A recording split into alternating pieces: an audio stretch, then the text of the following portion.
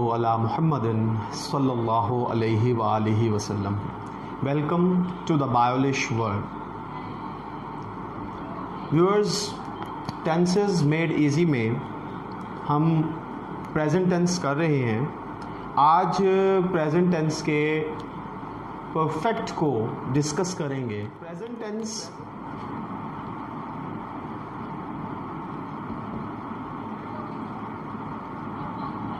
अच्छा जी, अब ये जो परफेक्ट है ना जी, ये बयान करता है किसी चीज़ के तकमील को।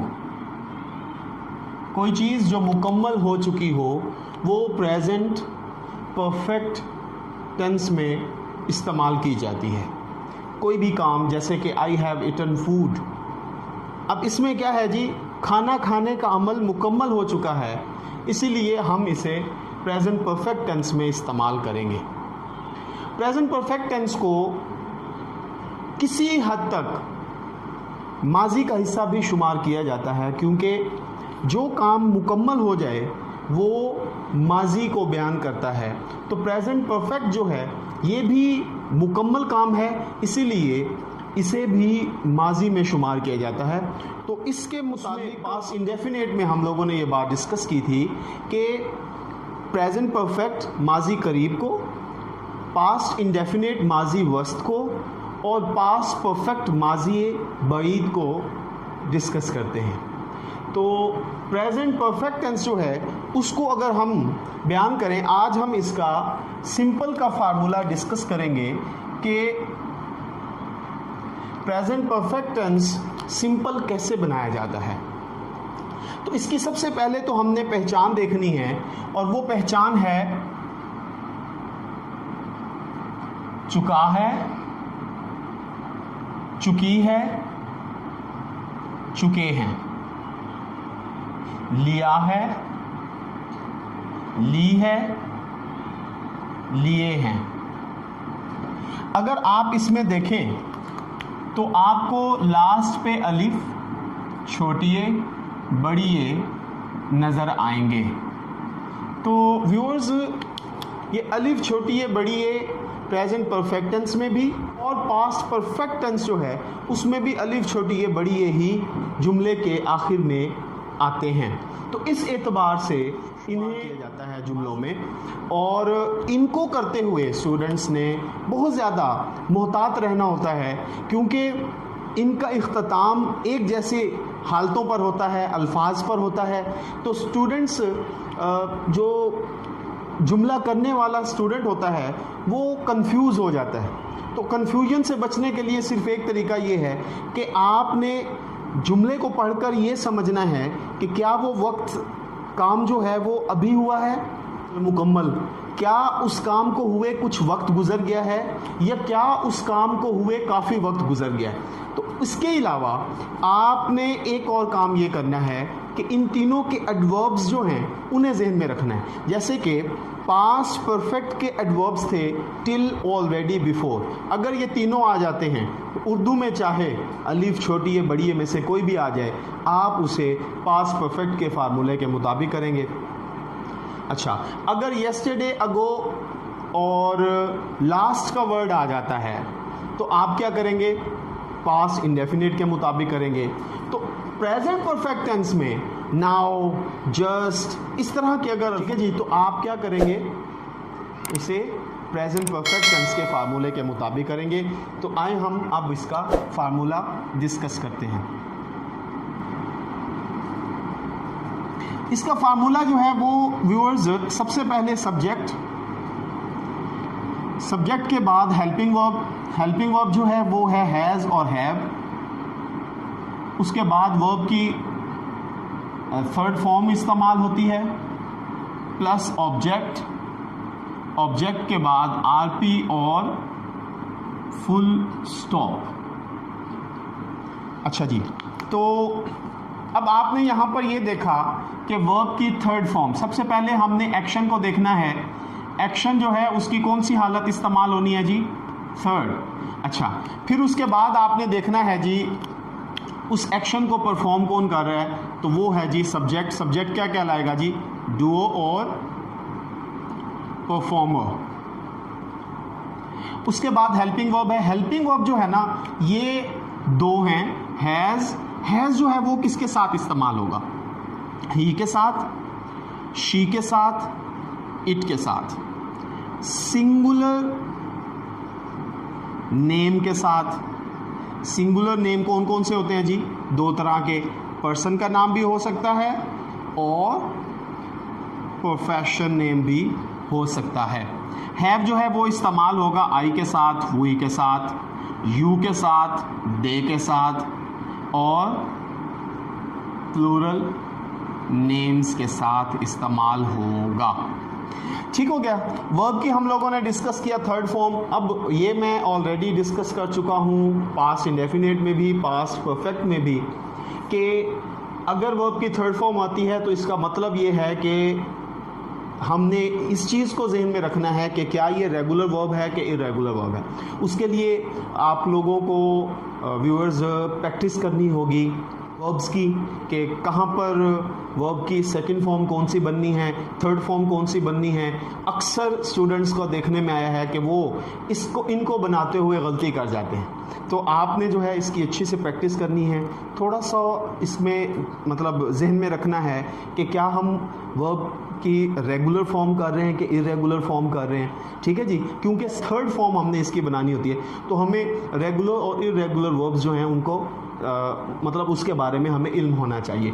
उसके साथ साथ रेगुलर को स्ट्रॉन्ग वर्ब कहा जाता है और इरेगुलर को वीक वर्ब कहा जाता है। उसकी एग्जांपल मैंने इस तरह दी थी कि स्ट्रॉन्ग वर्ब से मुराद ये है कि वर्ब जो है वो सेम रहता है।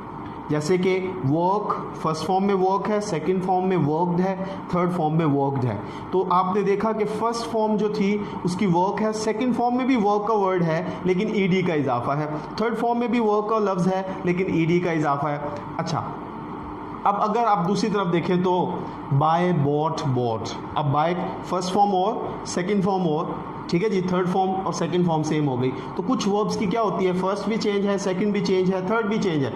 किसी की क्या होती है जी, फर्स्ट चेंज है, सेकंड और थर्ड सेम है, यानी कि फर्स्ट से चेंज, तो वो भी वीक वर्ब्स ही कहलाते हैं। उसके बाद आप आ जाएं तो ये ऑब्जेक्ट पे, हम ऑब्जेक्ट जो है वो रिसीवर को कहते हैं जी। रिसीवर स्टैंड्स फॉर कि जिसने इस एक्शन को रिसीव किया।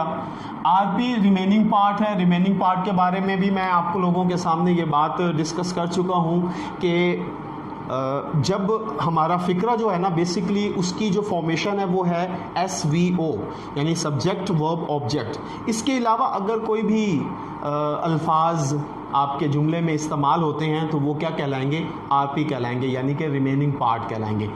अब ये चूंकि सिंपल का फार्मूला आज हम डिस्कस कर रहे हैं तो आखिर में क्या आएगा जी, फुल स्टॉप इस्तेमाल होगा। अब इसकी जो है हम, अच्छा इसमें मैंने अब एक चीज़ आप लोगों के सामने रखनी है, वो ये है जिसका मैं अभी जिक्र कर चुका हूँ, वो है एडवर्ब्स। तो इसके वो इस्तेमाल होने हैं जस्ट, नाउ और दिस। ये जो दिस है ना व्यूअर्स, दिस के साथ आप लगा सकते हैं दिस नाइट, दिस के साथ आप लगा सकते हैं दिस वीक, दिस के साथ आप लगा सकते हैं दिस मंथ, दिस के साथ आप लगा सकते हैं दिस ईयर। मतलब इस तरह ये हमें बताएंगे कि हम प्रेजेंट परफेक्ट में इसके मज़ीद एग्जाम्पल्स डिस्कस करते हैं। तो एग्जाम्पल्स में हम देखेंगे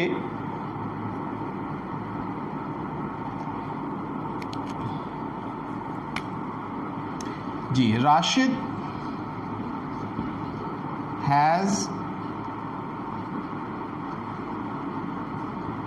completed his task, full stop। अच्छा, अब इसको देखिए ज़रा, ये क्या है जी, वर्ब। सबसे पहले हमने जुमले के वर्ब को डिस्कस करना है। वर्ब से पहले आप देखिए कि इस वर्ब को परफॉर्म करने वाला कौन है जी, राशिद। अच्छा जी, राशिद क्या है जी, ये एक वाहिद नाम है।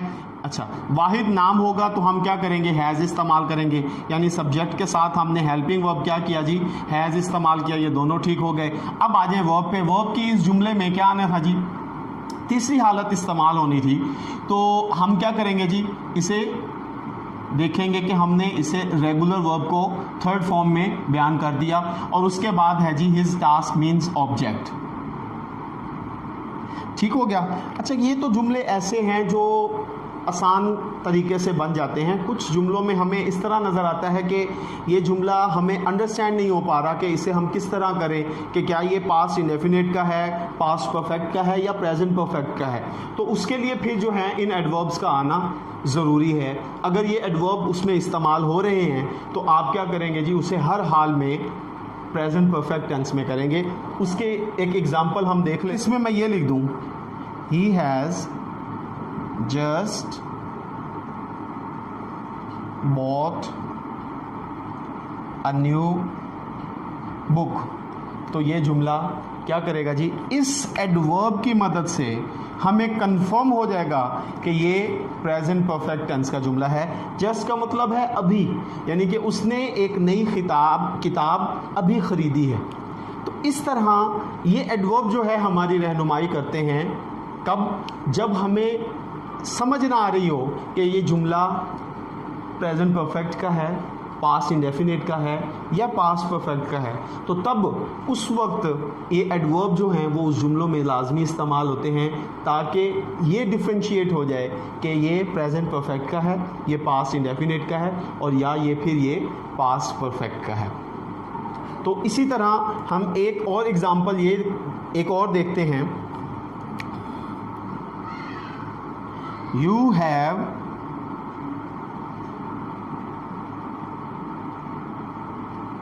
celebrated your birthday this week. You have celebrated your birthday this week. अब ये जो this है ना जी, इस this के साथ आप कोई भी लफ्ज़ इस्तेमाल कर सकते हैं। This week, this month, this year, this century.